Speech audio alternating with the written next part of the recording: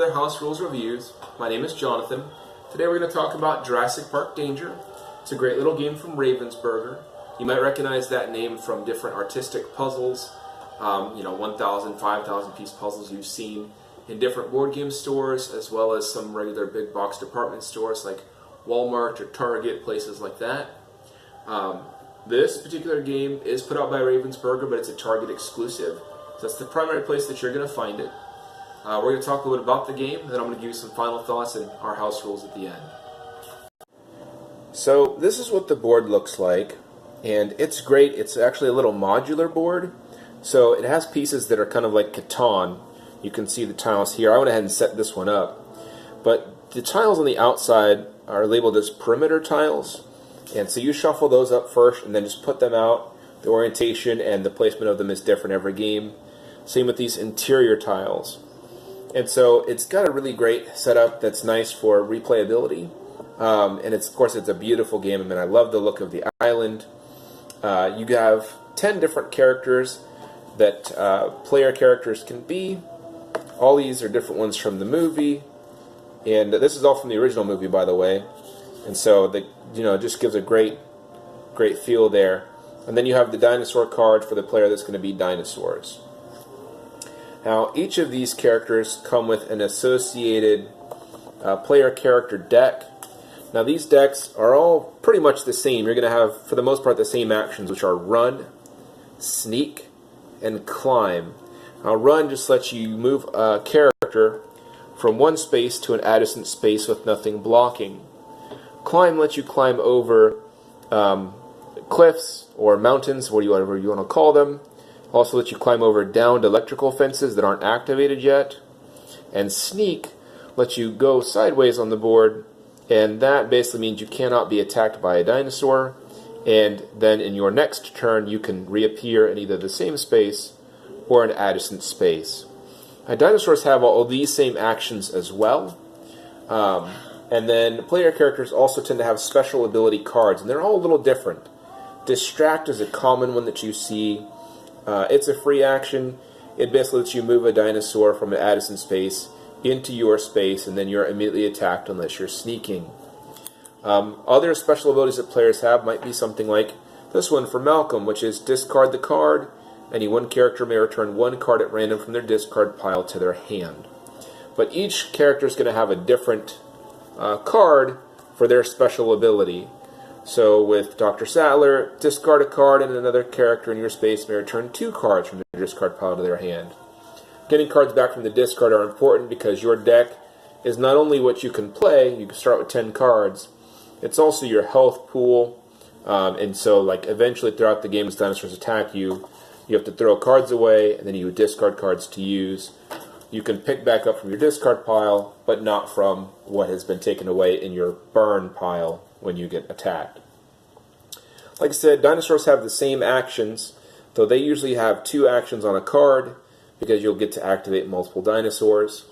There's one card that has 3 actions, but otherwise their actions are all the same. Now, the pieces, they're really pretty good. These are nice looking meeples. This is the T-Rex. You can see what he looks like. And there's a Velociraptor and a Dilophosaurus. The gameplay is pretty simple. Basically what you're trying to do as the player characters is start here at the start, get to each base. You have to roll a 5 or better to activate that base. And then once all 3 bases are activated and you've gathered that character's objective, you get back to the helicopter down at the bottom of the island in order to win the game. You have to get 3 players successfully to the bottom of the island with their objectives after activating all the bases to win the game, usually in a 4-player game like that. In lower player counts, you might only have to get 2 players back safely. In contrast, if the dinosaurs eat the equivalent number of players that you need to win the game, then you lose, and the dinosaurs win. Now, with that, there are some different things that happen throughout the game. Activating the electric fences, which is a really cool feature, blocks off certain areas. No dinosaur zones that you'll see as well. So those things happen throughout the game. Each character card will tell you how to get that character's goal. With Nedry, for example, you begin with his goal, but he must always be chosen as the target for attacks. So he's likely to die, and so he might die quickly, but he'll start out with his goal. Okay, so just some final thoughts about the game. I didn't really go over a lot of the gameplay on this one. The gameplay, time frame wise, I think it says something like 45 minutes to an hour.